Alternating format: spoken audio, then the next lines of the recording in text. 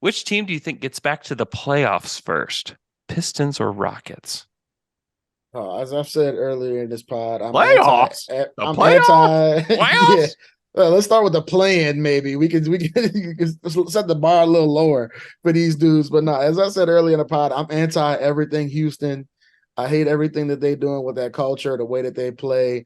So you could basically say anybody in the league, and I would have said them over Houston.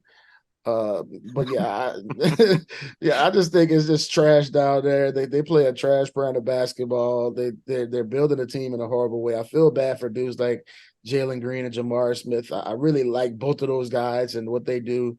But I just can't see them prospering in Houston. Maybe Ime Udoka comes down there and changes a few things. He holds some dudes accountable. We saw him do it in Boston, calling out Tatum and Brown the way he used to.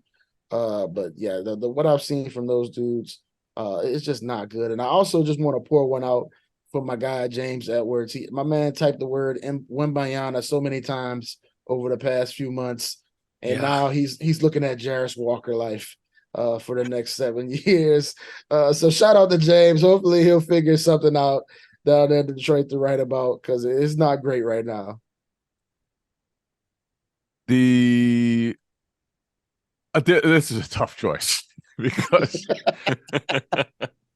these are two wretched squads that have just played some disgusting basketball over Nasty. recent seasons.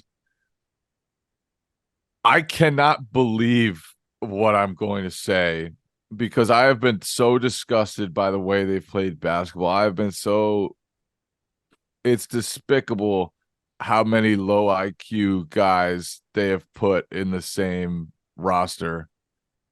I'm going with Houston. I'm Oh going with Houston. God. Oh, Wow. Jay, no. Wow. I'm going with Houston. Is this a James Harden factor? Like, what's going on here? Shangoon is good. Jabari Smith is good. Yeah. Jalen Green might be good. Tari Eason is at least useful. I actually think they have a reasonable core.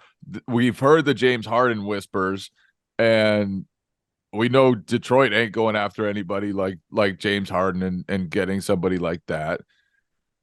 They actually have a head coach, and Ime Udoka is good, and so that matters too. That's Who knows? helpful. Having a Who's going coach to be helpful. Detroit's head coach? As it turns out. So as much as I am shocked to say that I would pick the Rockets over another situation in the league, here I am, and I'm backing the Rockets right now. Wow. Wow. Wow. I would go Pistons too, just because I believe in Cade Cunningham.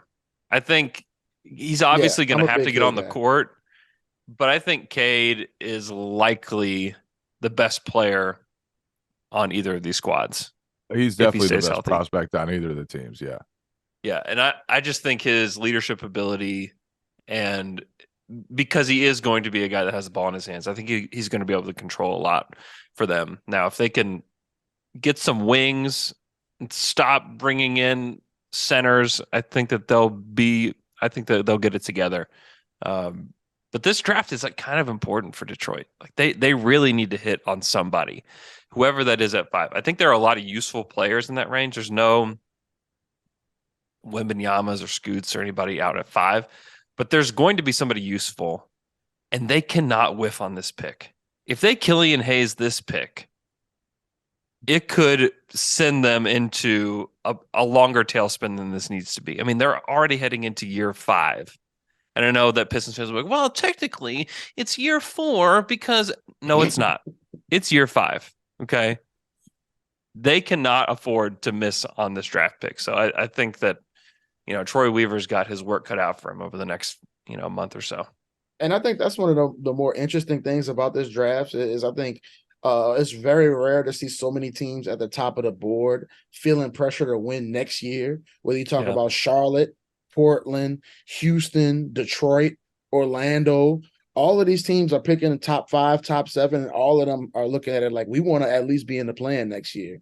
We want to bring in some vet guys, and we're ready to win now. We don't usually see that with a team picking number 2 in the draft, but Charlotte with their LaMelo situation, they're feeling some pressure to at least start putting some more wins on the board. We know Portland is feeling a ton of pressure right now with Damian Lillard. I think the most likely scenario is they probably trade that number 3 pick, right, with hopes of making a win now move. And we know Houston, they basically told the whole world that they're tired of losing and they want to bring James Harden back and they want to start winning again.